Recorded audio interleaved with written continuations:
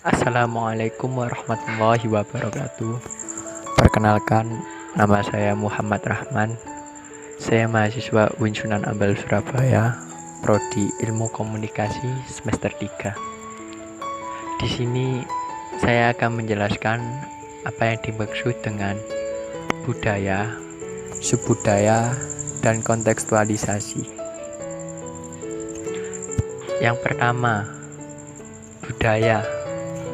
Budaya adalah suatu gaya hidup yang berkembang dalam suatu kelompok atau masyarakat dan diwariskan secara turun-menurun dari generasi ke generasi berikutnya.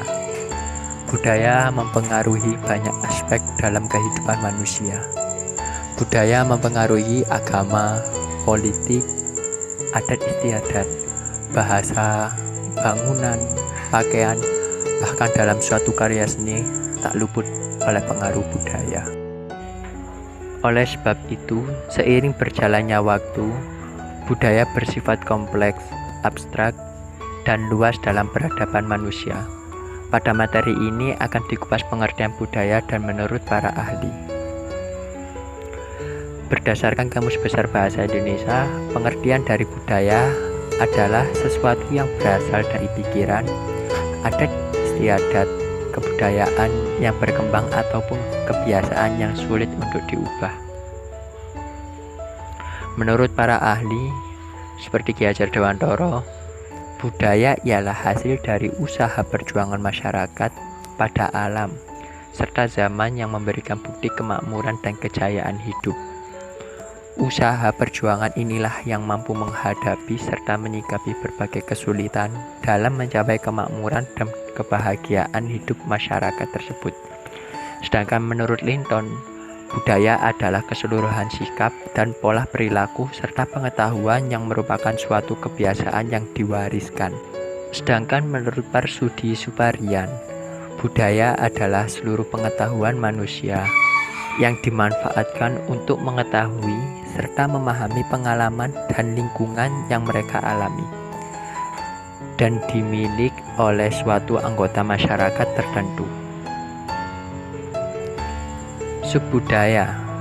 Menurut ilmu sosiologi, subbudaya atau subkultur adalah sekelompok orang dengan sekelompok orang lainnya yang memiliki perilaku dan kepercayaan yang berbeda dengan kebudayaan leluhur mereka.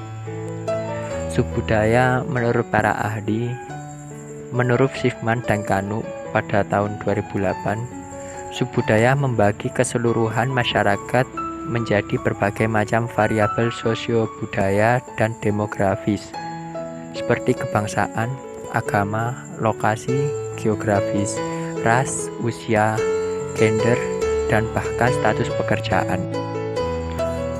Para anggota subbudaya tertentu mempunyai nilai-nilai, kepercayaan, dan kebiasaan yang membedakan anggota subbudaya tersebut dari anggota lain dalam masyarakat yang sama. Jenis-jenis subbudaya. Yang pertama, usia, politik, agama. Yang keempat, ras, etnisitas, dan yang terakhir jenis kelamin. Kontekstualisasi. Kontekstualisasi adalah teologi yang berorientasi pada Alkitab. Pada umumnya, kontekstualisasi dilihat sebagai suatu istilah yang memaparkan tentang suatu proses di mana berita tentang iman Kristen dibuat menjadi relevan dan berarti bagi budaya yang menjadi penerima berita tersebut. Istilah kontekstualisasi pertama kali dicetuskan oleh Aharon Sapaizin van WCC pada tahun 1972 karena menilai bahwa indigenisasi teologi memaksa budaya lokal untuk menyesuaikan dengan budaya lain tidak memadai, maka konsep kontekstualisasi diangkat untuk mengusahakan indigenisasi teologi dengan menerima input proses sekularitas, teknologi, serta demi hak asasi manusia yang merupakan the historical moment of nation in the third world. James O. Boswell, seorang Injili, mengusulkan 3 bidang cakupan kontekstualisasi. Yang pertama, kontekstualisasi orang yang menyampaikan atau sumber kesaksian itu sendiri, enculturation. Yang kedua, kontekstualisasi jemaat dan pemimpinnya, indigenization. Yang ketiga, kontekstualisasi firman, translation and ethnoteology, pendekatan-pendekatan terhadap kontekstualisasi. Model kontekstualisasi menurut Robert G.